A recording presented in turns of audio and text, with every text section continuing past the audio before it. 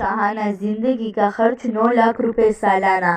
برطانوی خاتون نے 2 کبوتروں کو گود لیا ہے جن پر سالانہ 9 لاکھ روپے 4,000 برطانوی پاؤنڈ خرچ کرتی ہے۔ ان کبوتروں کو غذائیت بخش مہنگی کھانے کھلائی جاتی ہے۔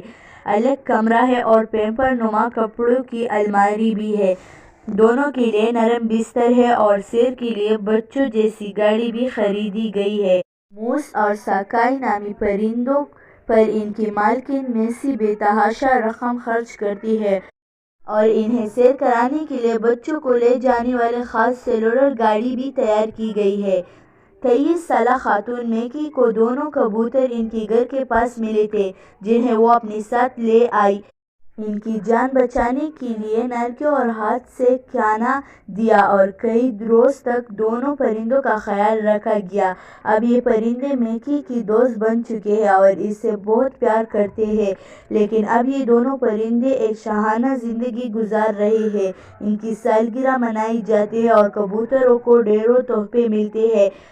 پوری دنیا میں جنگلی کبوتروں کو پرواز کرتے ہوئے چوہے بھی کہا جاتا ہے کیونکہ یہ چھوٹے پرندوں کے لیے نقصان دہ ہوتے ہیں اور وہ اپنی تعداد بڑھاتے رہتے ہیں۔ تاہم میکی کا خیال ہے کہ یہ پرندے بھی کسی دوسرے جانوروں کی طرح پیارے ہیں اور ان سے محبت کی جانی چاہیے۔ میکی نے دونوں پرندوں کے لیے الگ الگ کمرے بنائے ہیں جہاں ان کے کپڑے، کھلونے، پیمپرس نما قیمتی پوشاک اور دیگر سہولیات موجود ہیں۔ ہر پرندے کے لیے 2 درجن سے زیادہ کپڑے بنائے گئے ہیں جن میں سے ایک کی قیمت $40 سے $50 تک ہے۔